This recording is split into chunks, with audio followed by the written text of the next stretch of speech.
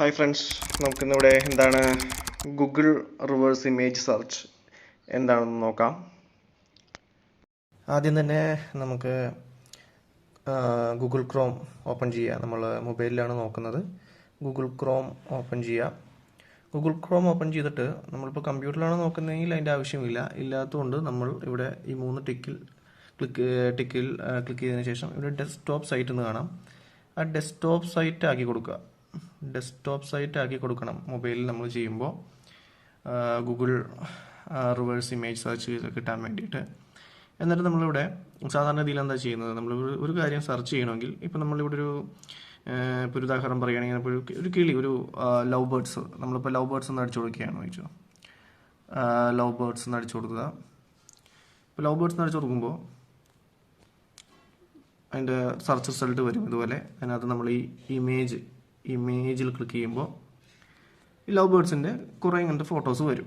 അങ്ങനെയാണ് നോർമലി ഒരു Google search നടക്കുന്നത്. നമുക്ക് എല്ലാവർക്കും അറിയാം, നമ്മളെല്ലാവരും സെർച്ച് ചെയ്യുന്നത് എങ്ങനെയാണ്. ഇപ്പോൾ കിളിയുടെ കേസ് ഉദാഹരണം പറഞ്ഞെന്നുള്ളൂ.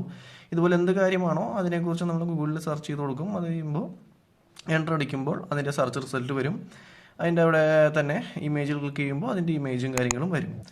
അപ്പോൾ ഉദാഹരണത്തിന് ഇപ്പോൾ നമുക്കിത് ലവ് ബേർഡ്സിൻ്റെ പേര് നമുക്ക് അറിയാം, അല്ലെങ്കിൽ ലവ് ബേർഡിനെ അറിയാവുന്നതുകൊണ്ട് നമ്മളത് ക്ലിക്ക് ചെയ്തു.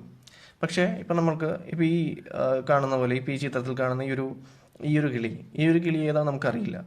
ഈ കിളി ഏതാണെന്ന് അറിയാത്തതുകൊണ്ട് തന്നെ നമ്മൾ ഗൂഗിളിനോട് എങ്ങനെ ചോദിക്കും ഇത് ഏത് കിളിയാണെന്നും, അല്ലെങ്കിൽ ഇതിൻ്റെ പേരെന്താണെന്നും, ഇത് എവിടെ നിന്നാണ് വന്നതെന്നും, അങ്ങനെയുള്ള കാര്യങ്ങളൊക്കെ നമുക്ക് ചോദിക്കണമെങ്കിൽ ഇത് എന്താണെന്ന് അറിയണം. ഈ കിളി ഏതാണെന്ന് അറിഞ്ഞെങ്കിലാണ് നമുക്ക് ചോദിക്കാൻ പറ്റുള്ളൂ. ഇവിടെ എന്ന് വെച്ചിട്ടുണ്ടെങ്കിൽ നമുക്ക് ലവ് ബേർഡ്സിനെ അറിയാമായിരുന്നു, അല്ലെങ്കിൽ നമുക്ക് അറിയാവുന്നൊരു ഫെമിലിയറായൊരു ബേർഡ് ആയതുകൊണ്ടാണ് നമുക്ക് ചോദിച്ചതിൻ്റെ ഉത്തരം കിട്ടിയത്. ഇവിടെ പക്ഷെ നമുക്കിത് അറിയില്ല. ഇതൊരു ബേർഡിൻ്റെ കാര്യം ഞാൻ നേരത്തെ പറഞ്ഞു, ഉദാഹരണം പറഞ്ഞാണ്. പൊതുവെയുള്ളത് എല്ലാ കാര്യങ്ങളും ഇങ്ങനെ തന്നെയാണ്. അപ്പോൾ നമുക്ക് ഇത് അറിയാൻ പാടാത്തൊരു കാര്യത്തിൻ്റെ ഈ ഒരു പിക്ചർ കിട്ടി. അപ്പോൾ അത് കിട്ടുമ്പോൾ അത് എങ്ങനെ നമുക്ക് ഗൂഗിളിനോട് ചോദിക്കാമെന്നുള്ളതാണ്. ഒരുപാട് പേർക്ക് അറിയായിരിക്കും. അറിയാത്തവർ ഇതുപോലെ കണ്ടുപിടിക്കുക. സിമ്പിളാണ്. അതായത് നമ്മളിവിടെ നോക്കുക. ഇവിടെ ഈ ഒരു ക്യാമറ ചിഹ്നം കാണാൻ പറ്റും. ഈ ഒരു ക്യാമറ ചിഹ്നത്തിൽ ക്ലിക്ക് ചെയ്യുക. ക്ലിക്ക് ചെയ്തതിന് ശേഷം ഇവിടെ ഇപ്പോൾ ഒരു 2 ഓപ്ഷൻസ് വരും. ഒന്ന് അതിൻ്റെ ഒരു URL ഇമേജ്, നമ്മൾ ഏത് ഇമേജാണോ ഗൂഗിളിന് സെർച്ച് ചെയ്യാൻ കൊടുക്കുന്നത്, അതായത് നമുക്ക് ഏതാണ് കണ്ടുപിടിക്കേണ്ടത് അതിൻ്റെ URL, അല്ലെങ്കിൽ നമ്മുടെ ഫോണിൽ ആ ഇമേജ് ഉണ്ടെങ്കിൽ അതിൻ്റെ ഒരു കോപ്പി ആ ഗൂഗിളിന് കൊടുക്കാൻ പറയും. അപ്പോൾ ഗൂഗിൾ അത് നോക്കിയിട്ട് അവരുടെ ക്ലൗഡിലുണ്ടെങ്കിൽ അതിന് തിരിച്ച് മറുപടി അത് പറയും. സോ നമ്മുടെ ഇപ്പോൾ എൻ്റെ ഫോണിൽ നമ്മുടെ ഈ കിളിയുടെ ഫോട്ടോ ഉണ്ട്. അപ്പോൾ നമുക്കത് അപ്ലോഡ് കൊടുക്കാം. അപ്ലോഡ് കൊടുത്തിട്ട് ഇവിടുത്തെ ചൂസ് ഫയൽ കൊടുക്കാം.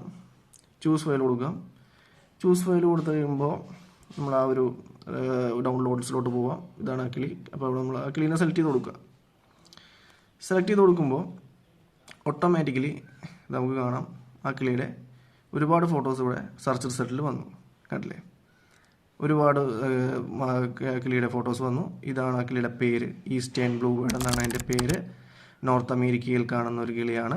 എക്സെട്ര അതിനെക്കുറിച്ചുള്ള ഫുൾ ഡീറ്റെയിൽസ് ഇവിടെ വന്നു. അപ്പോൾ നമുക്ക് അറിയാൻ പാടാത്ത ഒരു കിളിയുടെ ഫുൾ ഡീറ്റെയിൽ നമുക്ക് ഇങ്ങനെ ഈ ഗൂഗിൾ ഇമേജ് റിവേഴ്സ് സെർച്ചിലൂടെ നമുക്കത് കണ്ടുപിടിക്കാനായി. അപ്പോൾ ഇതൊരു ഉദാഹരണം മാത്രമാണ്. നമുക്കിതുപോലെ എല്ലാം എന്തൊക്കെയുണ്ടോ നമുക്കറിയാൻ പാടാത്തതുണ്ടോ അതിൻ്റെയൊക്കെ ഒരു ഫോട്ടോ ഉണ്ടോ, ഒരു ഇമേജ് ഉണ്ടെങ്കിൽ നമുക്കിതുപോലെ കണ്ടുപിടിക്കാൻ സാധിക്കും. ഇതുപോലെ തന്നെ പല വീഡിയോസുകളും മറ്റും നമ്മൾ കാണുന്നത്. അതിനകത്ത് ഇപ്പോൾ വരുന്ന ന്യൂസ് എന്നൊക്കെ പറഞ്ഞിട്ട് വരുന്നത് ഫേക്ക് ആണോ അല്ല എന്നൊക്കെ കണ്ടുപിടിക്കാനും ഇത് വളരെ സഹായമാണ്. ജസ്റ്റ് ഒരു സ്ക്രീൻഷോട്ട് എടുക്കുക, ഇതുപോലെ തന്നെ അപ്ലോഡ് ചെയ്ത് നോക്കുക. ഈ പടം ഇതിക്ക് മുമ്പ് അപ്ലോഡ് ആയിട്ടുണ്ടോ അല്ലെങ്കിൽ നേരത്തെ വന്നതാണോ എന്നൊക്കെ നോക്കിയിട്ടുണ്ടെങ്കിൽ നമുക്ക് കൂടുതൽ ഡീറ്റെയിൽ കിട്ടും. ഇതുപോലെ തന്നെ നമുക്ക് ഇത് മാത്രമല്ല, ഇപ്പോൾ വേറെയും നമുക്കിപ്പോൾ സെർച്ചിൽ ഇപ്പോൾ ഒന്നുകൂടി നോക്കാം. ഇപ്പോൾ അതിൻ്റെ തൊട്ടടുത്ത് തന്നെ ഒരു ബ്രോഡ്ബാൻഡ് മോഡത്തിൻ്റെ ഒരു പിക്ചർ കിടപ്പുണ്ട്. അപ്പോൾ ആ ഒരു പിക്ചർ അപ്ഡേറ്റ് ചെയ്ത് നോക്കാം. ഇപ്പോൾ ആ ഒരു ബ്രോഡ്ബാൻഡ് മോഡത്തിൻ്റെ പിക്ചർ അപ്ഡേറ്റ് ചെയ്യുമ്പോൾ ഉണ്ടോ അതിൻ്റെയും ഡീറ്റെയിൽ ഇവിടെ വന്നു. ഏതാണ് റൗട്ടർ എന്നും, റൗട്ടർ ഡ്യുവൽ ബാൻഡ് റൗട്ടർ ആണെന്നും, എത്ര MBPS സപ്പോർട്ട് ചെയ്യും, എത്ര ആൻറ്റിന ഉണ്ട്, എക്സെട്ര ഉള്ള ഫുൾ ഡീറ്റെയിൽസ് ഇവിടെ വന്നു. അപ്പോൾ നമുക്ക് എന്തൊക്കെ അറിയാൻ പാടില്ലാത്തതുണ്ടോ അപ്പോൾ അത് ഇങ്ങനെ ഗൂഗിളിനോട് അങ്ങാടി ചോദിക്കാനും പറ്റും. അതായത് നമുക്ക് അറിയാവുന്ന കാര്യം അടിച്ചു കൊടുത്ത് റിസൾട്ട് വന്നതല്ല, അല്ലാണ്ട് ഇങ്ങനത്തെ പേരറിയാൻ പാടില്ലാത്ത, അതെന്താണെന്ന് അറിയില്ലാത്ത ഒരു സാധനത്തിനെ കണ്ടുപിടിക്കാനും ഇങ്ങനെ വളരെ സിമ്പിളായിട്ട് തന്നെ ഈ ഗൂഗിൾ ഇമേജ് റിവേഴ്സ് സെർച്ചിലൂടെ നമുക്ക് സാധിക്കും. ഇത് വളരെ സിമ്പിളായിട്ടൊരു ടെക്നിക്കാണ്. ഒരുപാട് പേർക്ക് അറിയാമായിരിക്കും. അറിയാൻ പാടില്ലാത്തവർക്ക് ഇതൊരു ഇൻഫർമേഷൻ ആകട്ടെ. നിങ്ങൾ അറിയാൻ പാടാത്തവർക്ക് ഉണ്ടെങ്കിൽ നിങ്ങളത് പറഞ്ഞു കൊടുക്കുക. വളരെ സിമ്പിളായിട്ടൊരു ഓപ്ഷനാണ്, പക്ഷേ വളരെ യൂസ്ഫുൾ ആയിട്ടുള്ളൊരു ഓപ്ഷൻ കൂടിയാണത്. സോ എല്ലാവരും ഇത് ഉപയോഗിക്കുക. Thank you so much.